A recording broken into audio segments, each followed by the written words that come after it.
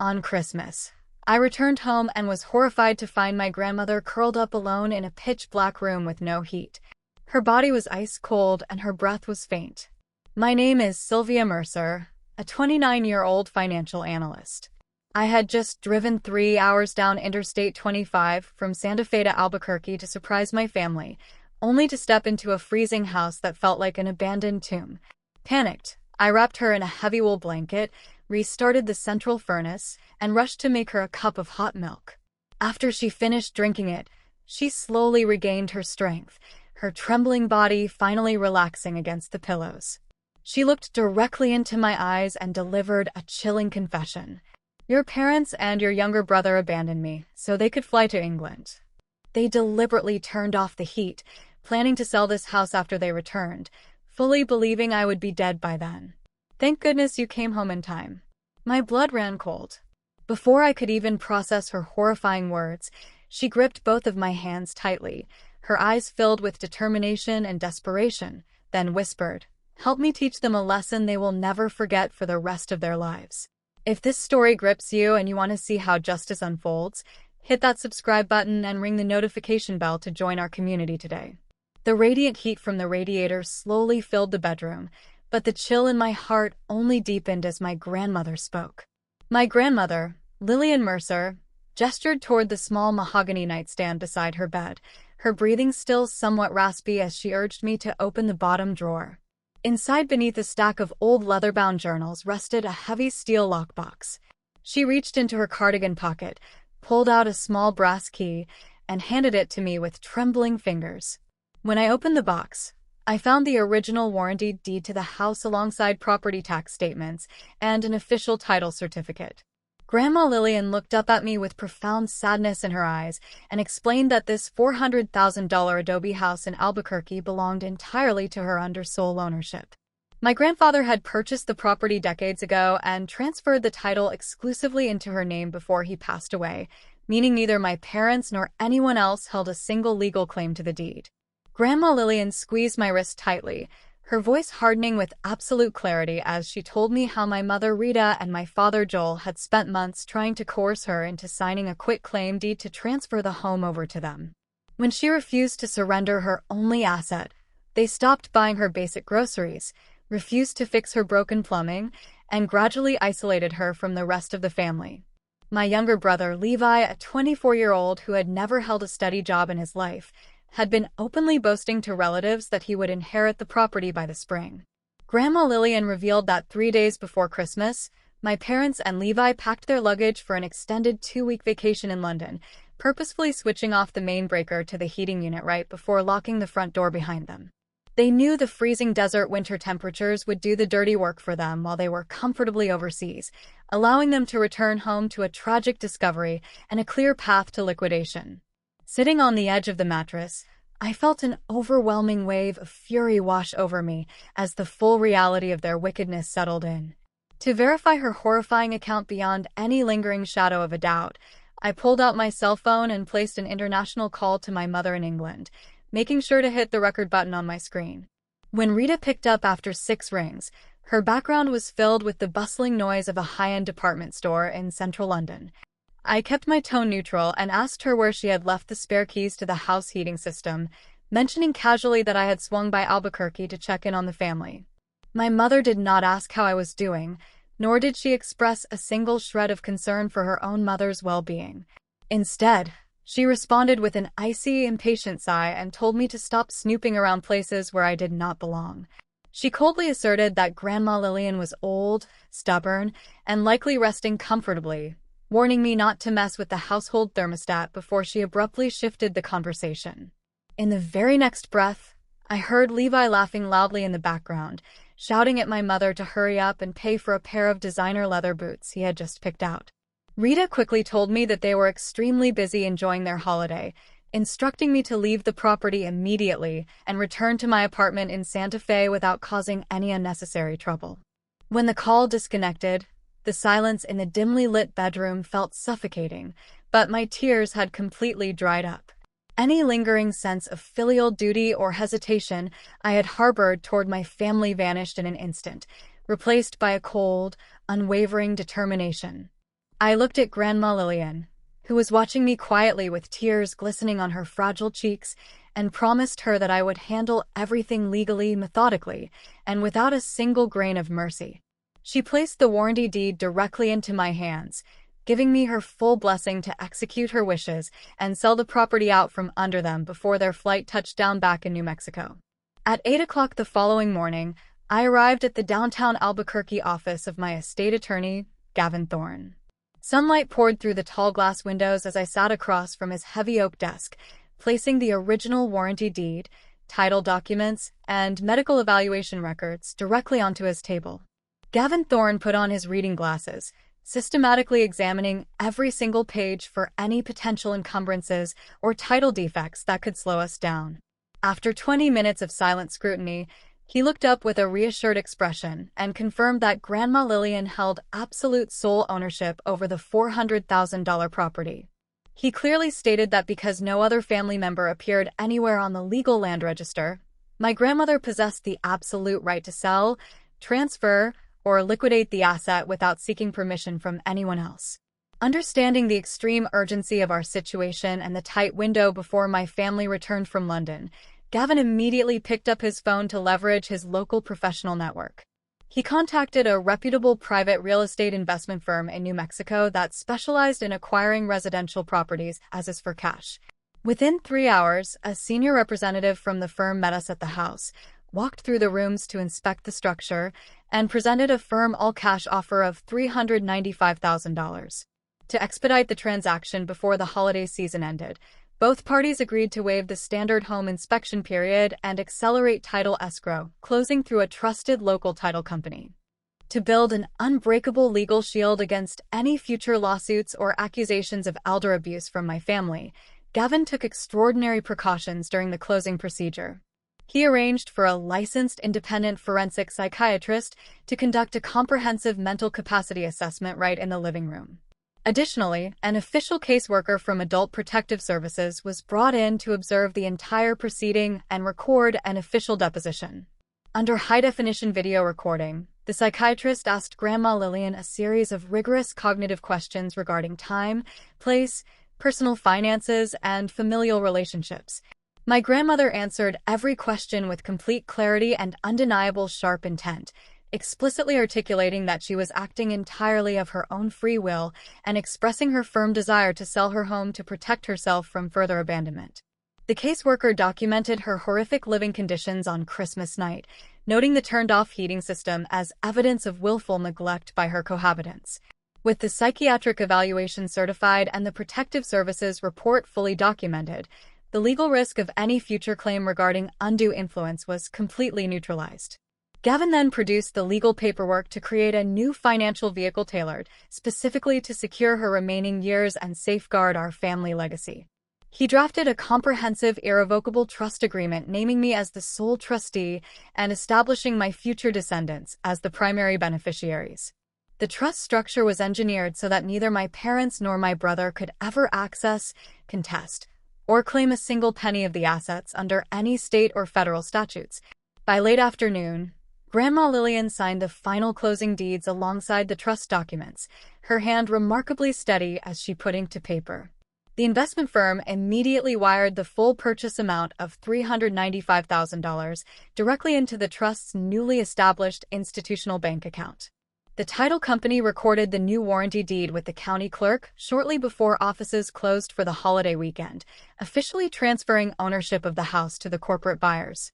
With the real estate transaction legally finalized and the funds safely insulated within the trust, I helped Grandma Lillian pack her most cherished personal belongings, antique jewelry, and photo albums into the back of my SUV. I double-checked that the house was securely locked under the new corporate ownership protocols before pulling out of the driveway. As we drove north on Interstate 25 toward my home in Santa Fe, the setting sun cast long orange shadows over the desert highway. My grandmother leaned back against the headrest, closing her eyes with a deep sense of relief that she had not felt in years, fully aware that the trap was now completely set for my family when they returned home from their lavish vacation. Exactly 2 weeks later, a biting cold wind swept across the front porch as the airport taxi carrying my family pulled into the driveway. Mom, Dad, and Levi stepped out onto the frosty gravel, laughing exuberantly while unloading 5 massive hard-shell suitcases stuffed with luxury garments and souvenir packages from their extravagant London vacation. Having exhausted over $20,000 across UK luxury boutiques, they entered the yard with absolute confidence, fully expecting to walk inside, clean up the premises, and initiate the formal home listing process. Levi pulled out his brass key ring with an arrogant grin, jammed his key into the front door deadbolt, and attempted to turn the mechanism, only to find the key spinning uselessly in place without releasing the latch. Mom stepped forward, impatiently snatching the keys from Levi's hand while muttering complaints about the freezing night air. But her repeated attempts to unlock the heavy wooden door proved equally futile. Before Dad could suggest prying open a ground floor window, the exterior floodlights snapped on, illuminating 2 uniform-clad security guards who emerged from a branded private security patrol vehicle parked nearby.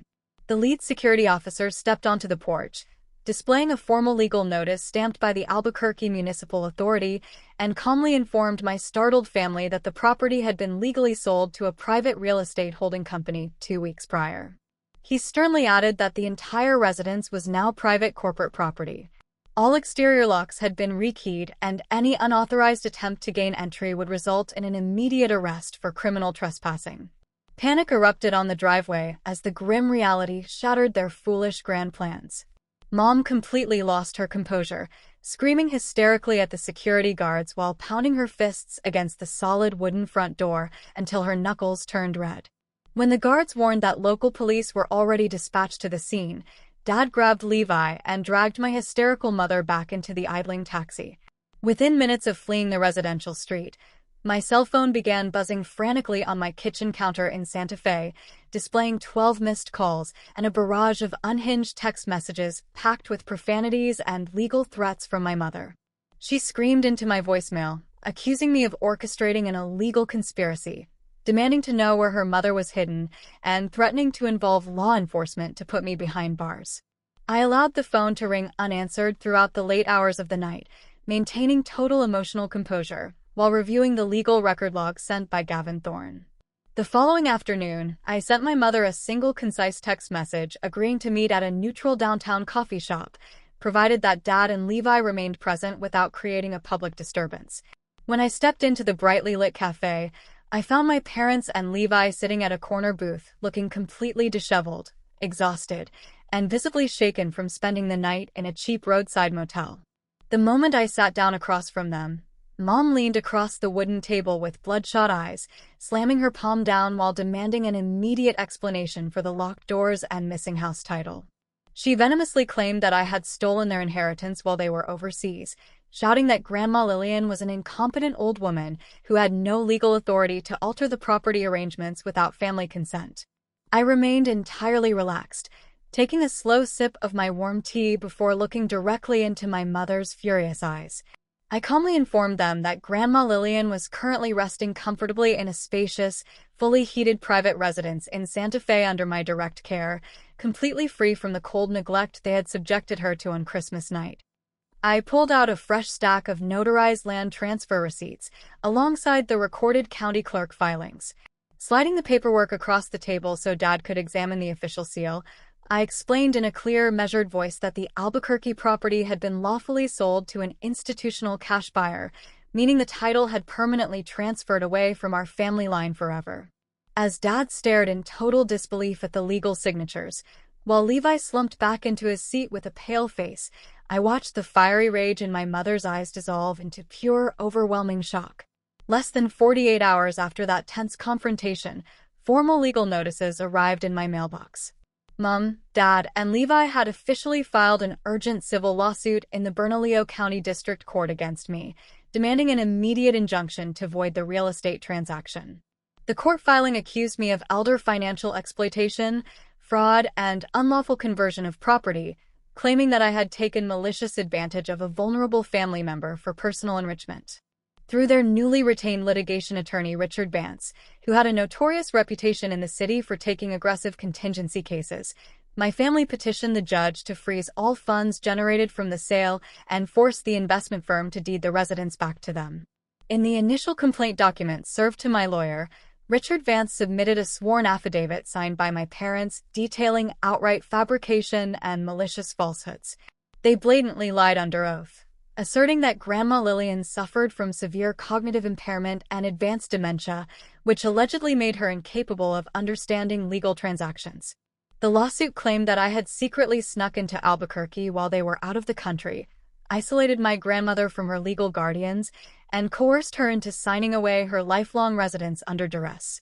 Richard Vance argued before the court preliminary board that my actions represented a textbook case of bad faith manipulation, asserting that the whole property transfer should be declared null and void under state elder protection laws. Simultaneously, Levi launched an aggressive defamation campaign across social media platforms and family group networks to destroy my personal and professional reputation. He posted misleading photographs of the locked front door, writing sensationalized narratives that portrayed me as a cold-hearted thief who had betrayed her own blood relatives for money. Extended family members who were completely ignorant of the true situation began sending me toxic text messages, calling me disrespectful and urging me to surrender the property back to my parents. Levi even went so far as to tag my corporate employer in his online posts, attempting to orchestrate a public boycott to get me terminated from my financial analyst position.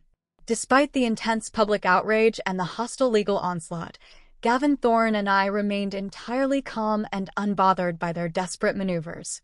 Gavin thoroughly analyzed the plaintiff's court petition, pointing out that Richard Vance had constructed his entire case around emotional fabrications rather than verifiable documentary evidence. We scheduled an emergency strategy conference at his office to organize our defensive exhibits into an unassailable dossier. Before the preliminary hearing, Gavin systematically compiled the official psychiatric evaluation certificate, the detailed case notes recorded by Adult Protective Services, and the signed affidavit from the private investment acquisition team. Most importantly, we reviewed the high-definition video recording captured during the closing session, which showed Grandma Lillian clearly testifying about her sound mind and her deliberate choice to sell the house to escape their mistreatment. The video footage provided undeniable proof that my parents had deliberately abandoned her in a freezing house on Christmas Eve, entirely disproving their false claims of guardianship and devotion. Gavin filed a comprehensive motion to dismiss alongside a counterclaim for frivolous litigation, attaching the recorded evidence as primary exhibits to ensure the presiding judge saw the absolute truth before the trial began.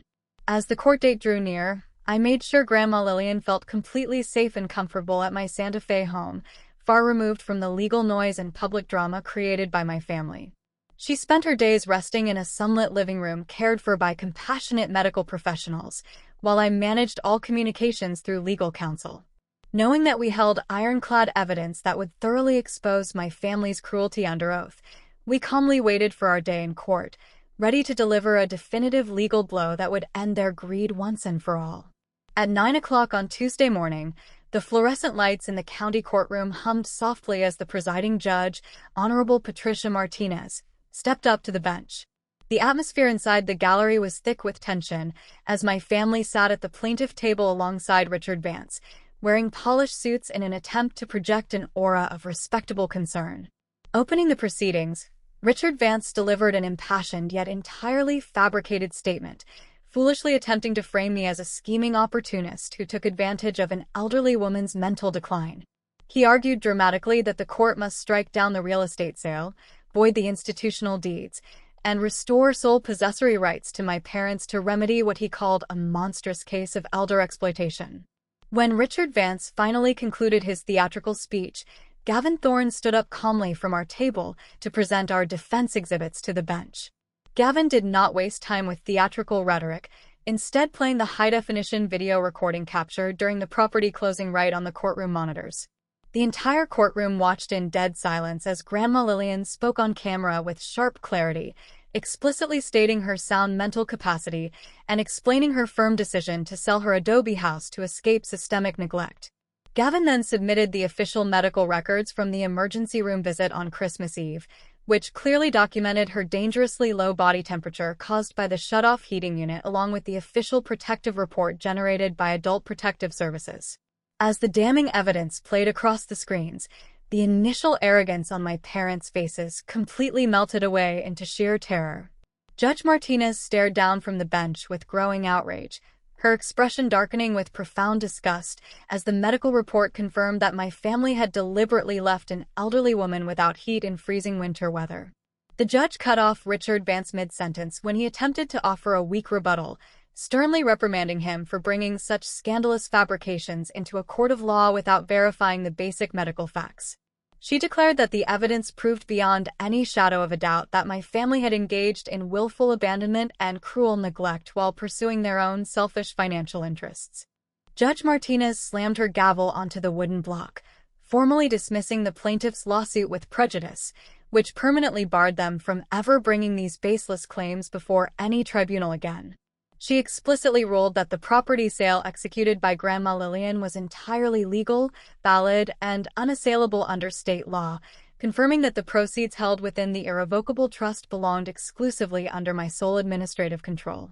The judge further noted that my actions were completely heroic and protective, ensuring that an endangered senior citizen received immediate shelter, medical care, and financial security away from abusive relatives. To penalize my family for abusing the judicial system with a frivolous lawsuit, Judge Martinez issued an immediate motion for sanctions against Mom, Dad, and Levi under court rules. She ordered the plaintiffs to pay every single dollar of my legal defense fees alongside all accumulated court costs and administrative filing charges, totaling over $45,000. Levi gasped loudly as the financial reality struck him, realizing that his reckless pursuit of inheritance had resulted in devastating personal debt instead of an easy payout. Mom broke down into quiet sobs at the plaintiff table, burying her face in her hands as Dad stared blankly at the polished mahogany floor in total ruin. With the official court decree stamped and signed by the bench, Gavin Thorne gathered our legal briefs while offering me a subtle nod of victory. I stood tall beside my attorney, looking past my weeping mother and silent father without feeling a single shred of remorse or pity for their self-inflicted downfall. Justice had prevailed completely in the eyes of the law, permanently protecting Grandma Lillian's dignity and leaving my family to face the crushing consequences of their own insatiable greed. 3 weeks after the final court ruling, the financial dominoes began to fall exactly as predicted. The crushing burden of the court-ordered legal fee assessment combined with the exorbitant credit card debts accumulated during their reckless UK shopping spree completely crippled my family's remaining financial reserves, without the expected multi-hundred-thousand property payout to bail them out. Their fragile financial house of cards collapsed entirely under mounting interest payments and legal judgments. The court order allowed my legal counsel to file aggressive garnishment orders against their primary bank accounts, freezing their liquid cash to satisfy the unpaid judgment balance. Their credit scores plummeted into catastrophic territory overnight, triggering automated default clauses across their personal loans and automobile financing contracts. Within days, repossession agents arrived at their temporary residence to haul away both family vehicles, leaving them stranded without basic transportation. Unable to secure lease renewals or meet standard credit checks, my parents and Levi were forcibly evicted from their suburban neighborhood. Forced to pack their remaining possessions into cheap cardboard boxes, they had no choice but to relocate to a rundown, cramped 2-bedroom apartment situated in an impoverished suburban district on the outer edges of Albuquerque. Meanwhile, 3 hours away in Santa Fe, my spacious Mountain View home provided a tranquil sanctuary where Grandma Lillian could properly heal and thrive. Away from the constant emotional harassment and toxic greed of her former household, her health improved remarkably under the dedicated care of a local private physician and personal physical therapist. She spent her peaceful afternoons tending to a vibrant flower garden on my sunny back patio, surrounded by genuine warmth, respect, and unconditional care. Her eyes regained a bright vitality that had been absent for decades, fully enjoying her golden years with total financial independence secured by the irrevocable trust. One rainy afternoon, my phone screen lit up with an unfamiliar local number, displaying a frantic incoming call from Mom and Levi. When I picked up, my mother's voice was barely recognizable, filled with desperate tears as she pleaded for financial assistance to help pay their delinquent rent and overdue utility bills. Levi took the phone next, his voice cracking with embarrassment as he begged me to release a small portion of the trust money so he could avoid personal bankruptcy. I listened in silence, holding the phone firmly while looking out the window at Grandma Lillian, happily sipping tea in the living room. I calmly reminded them of their heartless decision to switch off the heating unit and abandon an elderly woman in freezing conditions on Christmas night just to claim a property deed. I clearly stated that their present financial suffering was not a stroke of bad luck, but the direct legal and moral consequence of their own cruelty and unchecked greed.